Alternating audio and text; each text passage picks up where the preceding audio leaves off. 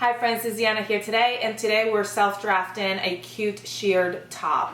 I've got this border fabric that I've had for quite a while, and I've been wanting to make this top, and I don't know why it's taken me forever to just do it. So I figured we're gonna do it together today, and I'm gonna show you just how easy it is to self-draft this cute little spring summer top.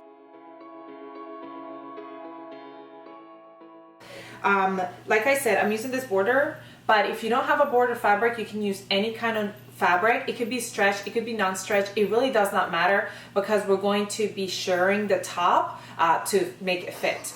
The first thing you gotta do is the first thing you gotta do is measure yourself so you know how much to cut off the fabric.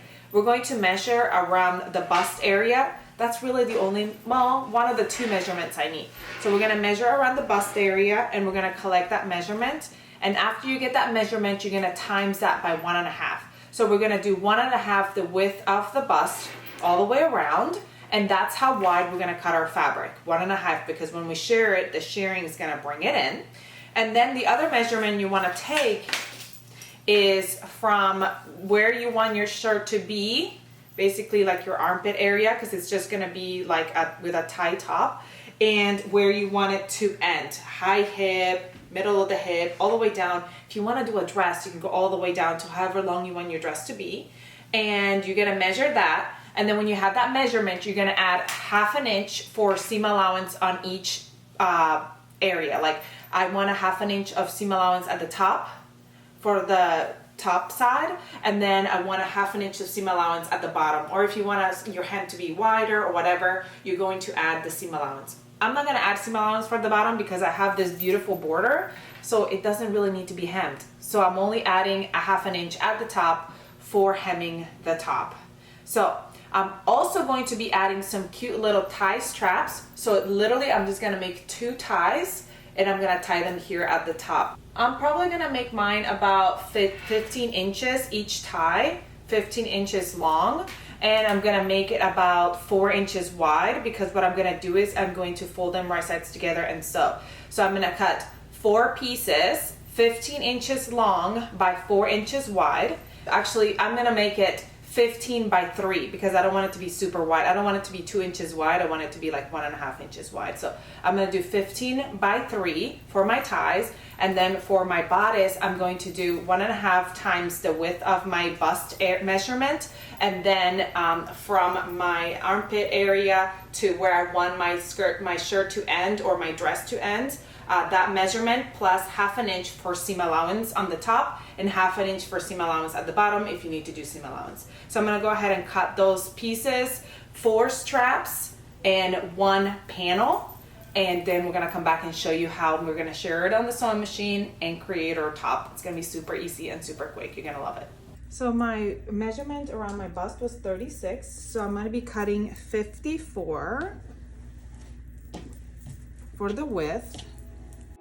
Okay, so from the edge to 27 here, so that will be my width. And then the length, I think I measured 16. I want to do it 16 from the edge up. So I'm going to do like 16.5 because I wanted to have the, like I said, I wanted it to have a little bit of seam allowance. So I'm going to measure 16.5 from the longest peak. I'm going to go 17 so I can have a longer hem and mark that. This is water soluble marker anyway, by the way. I'm making 4 straps, 3 inches by 15, 3 by 15 or 15 by 3.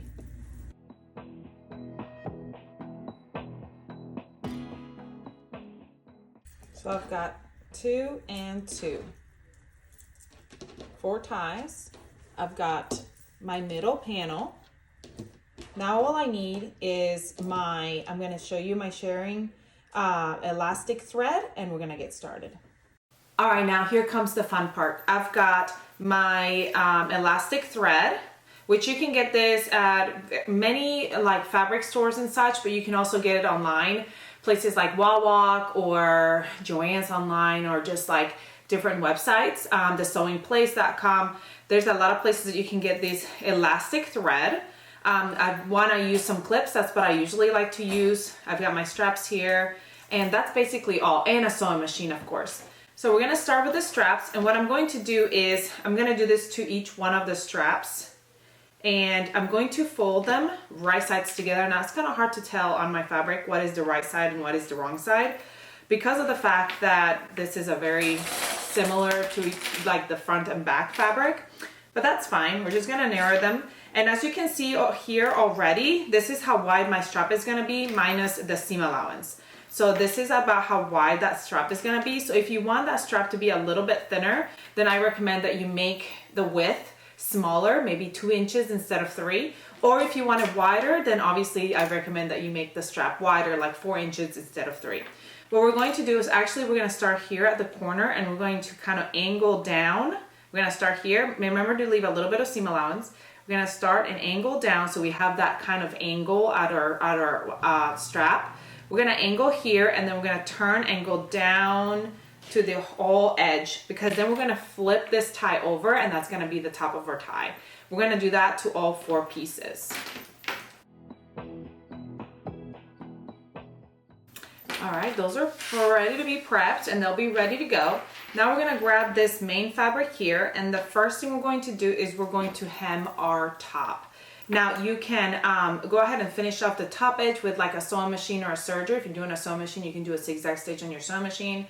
Or if you don't have that, what you're going to do is you're gonna fold down a 1/4 inch first, and then fold down another 1/4 inch to top stitch that down. It will work best if you like steam it, but this fabric is actually really, really easy to work with because it's a thin fabric, so it's letting me do what I want to it. But if you have stubborn fabric, you're definitely gonna wanna give it a good steam as you're getting it ready to hem. I'm hemming the whole top, and you can go ahead and hem the bottom as well if you are already going to, if you're going to be doing hemming at the bottom. Now, if you don't want to hem yet, because you don't want to have the edges, because what happens is once we hem this, I wanted to hem it because I don't want it to come apart as I'm shirring. But once we shirr, we're going to sew these 2 sides together. And when we sew these 2 sides together, you'll have like this edge here. And I'm going to tuck that in, and I'm going to be fine with that. But if you don't want to see that edge, and you want to leave hemming for the end, you can leave hemming for the end. You can go ahead and do your shirring first, but I would advise that you at least go ahead and serge the edge, or like finish off the edge so your fabric won't fray, or that you clip it like I'm clipping my fabric right now so that it's ready to go. I may go ahead and just hem most of it and maybe leave a space at the end right here where I don't close it, hem it, so then that way when I'm sewing it, I can open it up, sew it together, and then hem it together. And that way I can already have most of my hem done, because sometimes hemming when you're already shirred is a little bit difficult because the fabric shrinks. So that is up to you. I like to do it first. All right, for the next part of this tutorial, we have 2 things that we've got to do. We're gonna head on over to the sewing machine to fill up our bobbin and start. You know what? I folded. Let me make sure I folded my hem the right way, because I can't tell in this fabric. This is the right side of the fabric, which means the hem needs to be going the other way. I'm gonna redo that, but I'm gonna redo that in a minute. But what we're going to do now is we're going to go to our sewing machine, wind our bobbin with our elastic thread, and then it's up to you what you want to do. The best way to do the shirring is to go ahead and mark your fabric. And sometimes I do this and sometimes I don't, because I just kind of eyeball it most of the time. But the best way to do it is to grab some water soluble marker or pen or anything like that, and you're going to mark your fabric with rows 1/2 inch apart from each other. So you're gonna mark it with like little rows all the way down 1/2 inch away from each other, and you're going to decide how far down you want the shirring to go. So I'm gonna grab my measuring tape once again. I'm going 16 inches down. That's how long my bodice is gonna be. But I really want the shirring to end like right above my waist right here. So I'm only gonna go to like 9 inches. So if I measure like about 9 inches, you know what? I'm gonna subtract that 1/2 inch seam allowance there. I'm gonna go about 8 inches on mine. and see how it does. I'm gonna go 8 inches down, which means it's about 16 rows, so 15, 16 rows. And the reason why I say that is because they're a 1/2 inch a row. So what you can do is you can go ahead and trace those 1/2 inch rows onto your fabric, or I'm a daredevil. I go to the sewing machine and I just eyeball 1/2 inch between each line. Actually drawing the lines, it's a lot safer, but I just do it the quick way. Comment below and let me know what you think. Do you do it the quick and easy way, or do you like to trace your lines? Either way, it's fine. Yeah. All right, I'm redoing this hem because I folded it the wrong way. And then we're gonna go to the sewing machine.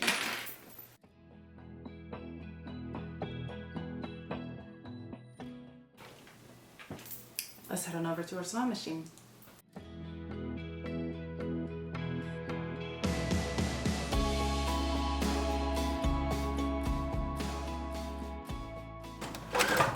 I'm leaving this without hem, like I said, on the 2 ends, so that way I can sew them together and then fold them and hem. That way I'll have this finished, this end here finished. Here comes my favorite part, which is shirring. So I've got this elastic thread, and you can wind your bobbin 2 different ways. You can hand wind it by, you know, winding it slowly by hand, or you can also wind it on your sewing machine, which is what I did here. The one thing about winding it with your sewing machine is that you have to make sure that your sewing machine has a slow setting. So you have to turn your setting to all the way to the slowest setting, and then you can go ahead and wind it. If you do it with your fast setting, it's gonna be too tight and it's not gonna do what it's supposed to do. So this one is perfect. I did it, I turned the speed all the way down, and it just wanded on there. And you want to make sure that you wind a couple of them, because it's going to take you probably more than 1 bobbin. Now I already have like 2 half full bobbins, as you can see right here. So I'm going to go ahead and use that up first, and then if I have to wind some more, then I will do that. Alright, so as I'm casing it as a P, I'm going behind the tension disc and I'm coming around and going in here. If that doesn't get caught in the tension disc, it's just gonna slip like that. That's not what you want. You don't want it to slip. You want it to actually catch. So let me go ahead and wind that again. And we're gonna try again. And what you wanna do is you wanna do like half a row or something like that and see if it's working. Because you don't wanna go through all that and then it didn't work. So you wanna catch it. So I hold it. I usually like to hold the bobbin. Pull this all the way up. Hold the bobbin and then catch it in your tension disc, and then go around and come in there.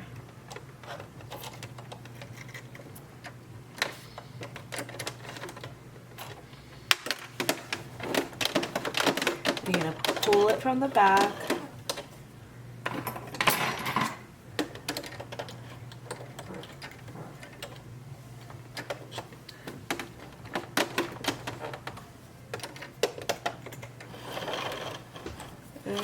Pull it out just like you do your regular thread, and now it's caught there behind that tension disc. Don't mind the fact that my sewing machine is super dirty, but I wanted to bring you in a really deep close-up so you could see that tension disc right there. It's behind it, and even though it went around the front, it's right there behind the tension disc. So then that way when you're gonna pull it, it's tight there. It's not just going super, you know, like fast like you did earlier. All right, now for shirring, I need to change the stitch length to a highest number that I have. I have a number 5. It's just a regular straight stitch at a number 5. And then for my tension, I'm changing my tension between a 7 and an 8. So I'm just gonna put it like right there in the between stage, and then we're gonna go shear. All right, once everything's secure, we're gonna put our fabric right side up onto our sewing machine. Now remember, if you are not sure about the lines, you can draw lines with a pen, a fabric pen, or a water soluble marker or something like that. I want to do them a 1/2 inch away from each other. So this is a 1/4 inch seam allowance here where I hemmed. So I'm going to go 3/4 of an inch away from that, from the edge, and do that first stitch, and you're going to get started. Once you get a few rows in, you want to make sure that your fabric is being gathered by the elastic, like so. You see that? It's got the gathering already. So that means that it cut and is working well. And then we're going to go ahead and do the whole row. When you get to the end, some people like to cut the thread, but I just go out, lift my foot, pull it a little bit, and then turn and go to the next row. And then, because I'm gonna cut that off whenever I sew it together anyway, and that wastes less elastic. Now, here, as you can see, I don't have a line because I didn't draw a line. So it's up to you if you want to just keep going. I know that for me to be half an inch away from my next line, I have to be just a little bit off of that line so I can guide myself with my foot. And so I keep that's how I keep my gauge. So I eyeball it. But if you are afraid that your lines are gonna get kind of crooked, you can go ahead and draw lines first. And then I'm just gonna go all the way down again. And I think we said we're gonna do 16 rows. Let me do 14 rows and see how that goes, and then we'll see from there. All right, here we go. This is what I thought that I was going to run out of elastic. So I just wanted to mention this. I wanted to show you that because it doesn't matter if you run out of elastic. There is not really gonna come undone. You can go ahead and put the next bobbin in and start right at the same point that you stopped at. See how that's already giving me that sheared look? Don't worry, because it's gonna get even more gathered once we give it steam and everything. So let me go ahead and load my bobbin, and I'm gonna show you how I'm gonna do that because I didn't show you earlier. I already had my bobbins loaded. All right, I'm gonna take off my regular thread, put my elastic thread here so we can wind it. Just run it through like you would any bobbin thread.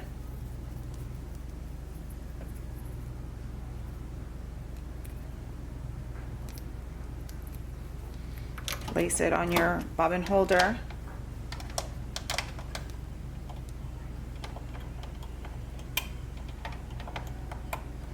Remember what I said about the speed, it needs to slow down.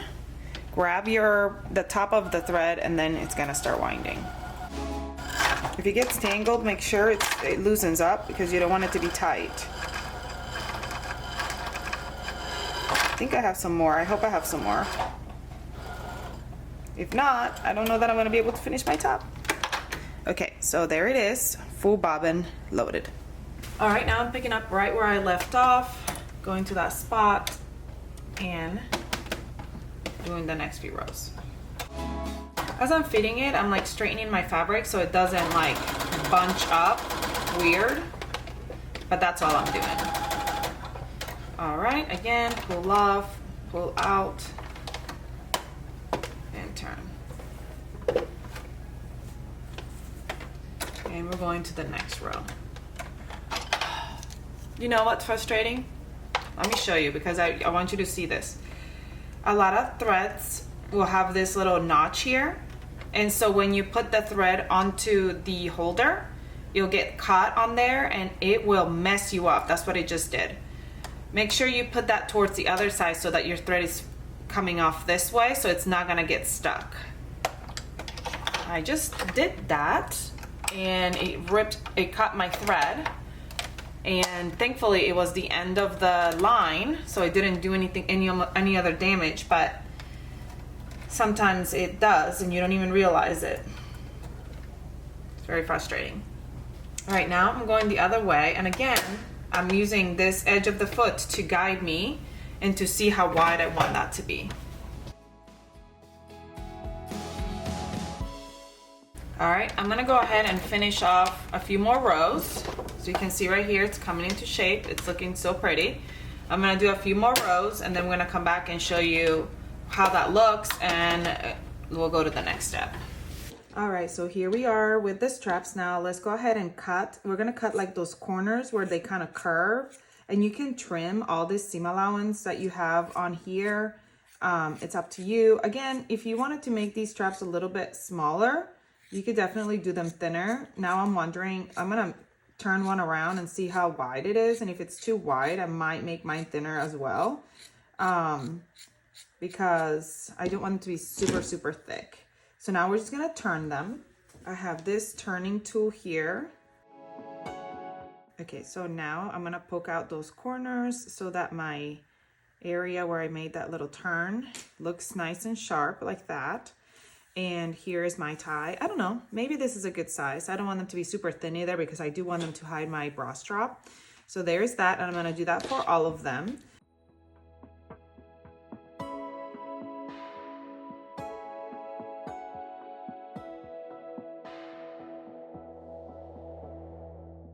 All right, my straps are almost done. I just have to steam them.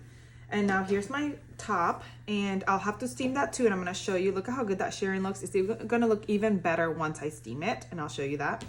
Now remember how I said that I may not have enough? Yeah, I ran out of elastic here, and I thought I had another thing of elastic, but I guess I don't. So actually when I tried this over my bust, I realized that I actually like it better without so much gathers because it lays right at the top of the bust. Not the top, but like the lower half of the bust, but it doesn't cup the bust, which I'll show you when I try it on.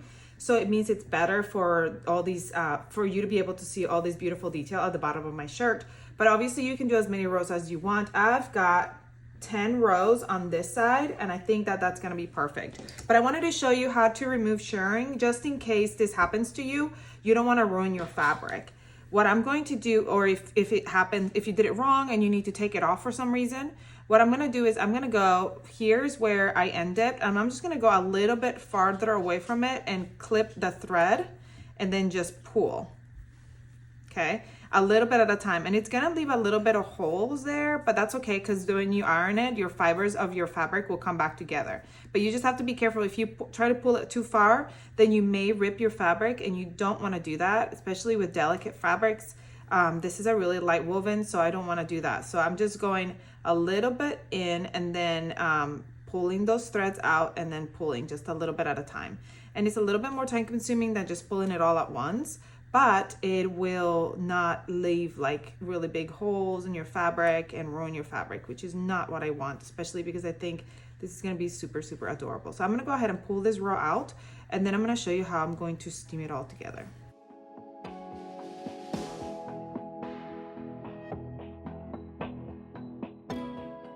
All right, now for the fun part, which is steaming. I'm gonna place my top here on top of my ironing board, nice little ironing board, which needs to be recovered, and maybe that's something that we can do in an upcoming tutorial, how to recover your mat. But anyway, that's for another day. Now what I'm going to do is I'm gonna grab my iron, make sure that it's hot, so it's heating up right now, so let it heat up for a little bit. And then I'm gonna put some heat right up until like some steam. So as I steam it, oh, it's not hot enough. As I steam it, oh, there it is, it starts to shrink. See how it's shrinking? I love this part. The elastic starts to shrink. See how much uniform that looks than that? That's how you get it to look so uniform, is by giving it this heat right here and steaming it. It shrinks it all up, and it looks so good. While I have my iron, I'm also gonna go ahead and iron my straps flat. All right, now we're gonna finish this top, and you can do it two ways. You could either go ahead and finish off the raw edges with your serger or with your sewing machine, or what I'm gonna do is I'm gonna first sew with my sewing machine here, right sides together. Remember, this fold, it's open here still, because we're gonna come back and fold it down and hem it, so I have my raw edges here covered.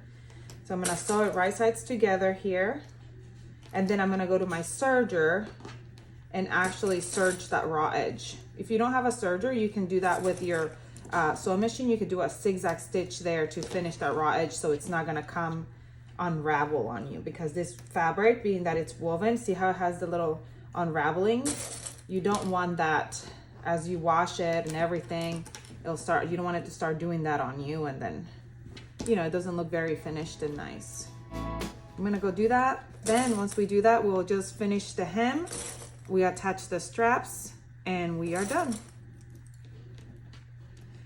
While I'm there, I'm also going to go ahead and finish the bottom at the inside edge of my straps. That's going to get sewn onto the dress, but I want it to be finished here at the bottom, so I'm going to just go ahead and finish them with my serger. But you could just zigzag stitch them on and then they'll be fine. Make sure you switch your bobbin to a regular bobbin when you go into the next step, and you put all your settings on your sewing machine back to what they're supposed to be, because we're not shirring anymore. Okay, now here at the top where I left that seam open, we're gonna fold that 1/4 inch up and then that 1/4 inch up again, and we're gonna close that hem right there.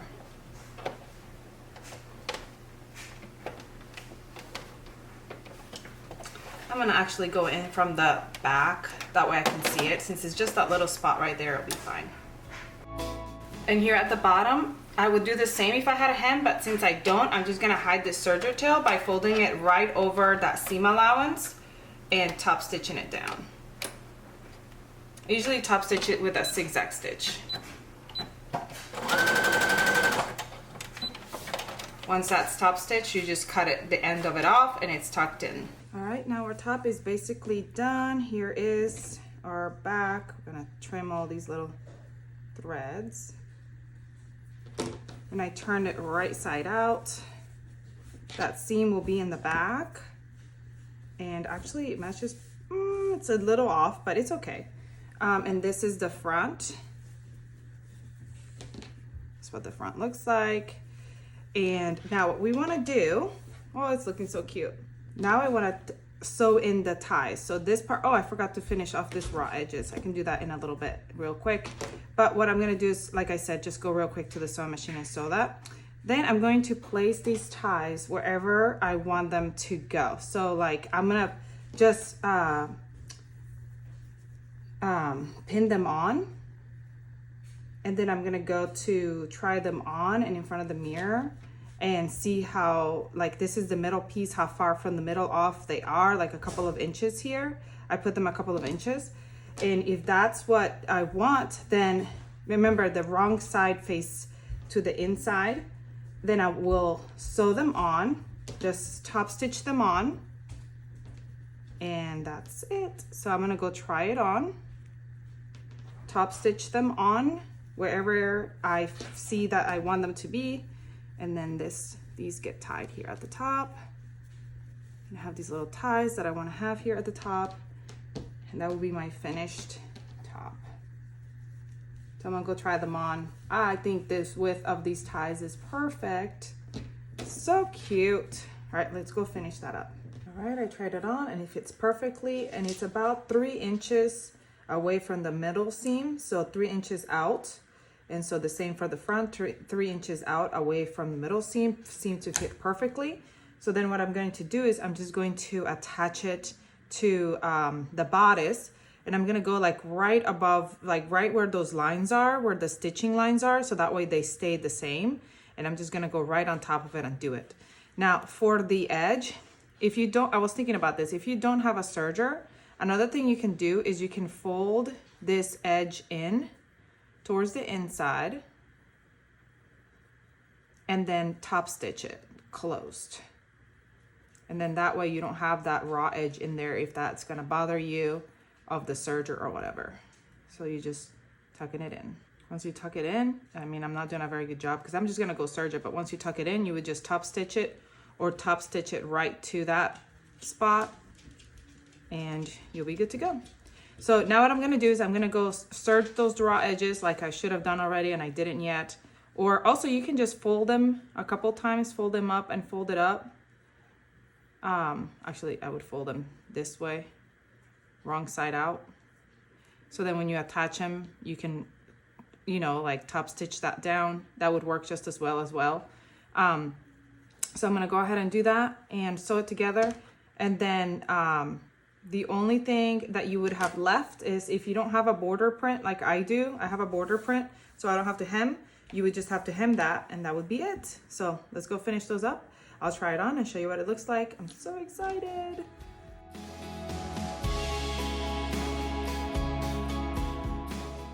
we are done with this make. I think it turned out adorable. I wanted to come outside to this beautiful background to show you all this top. I love the ties and the little bows at the top.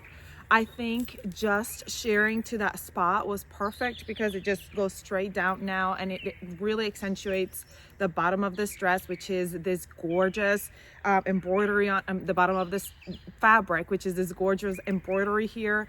I love how this turned out. I think this would be beautiful as a dress as well, and I think the birds agree.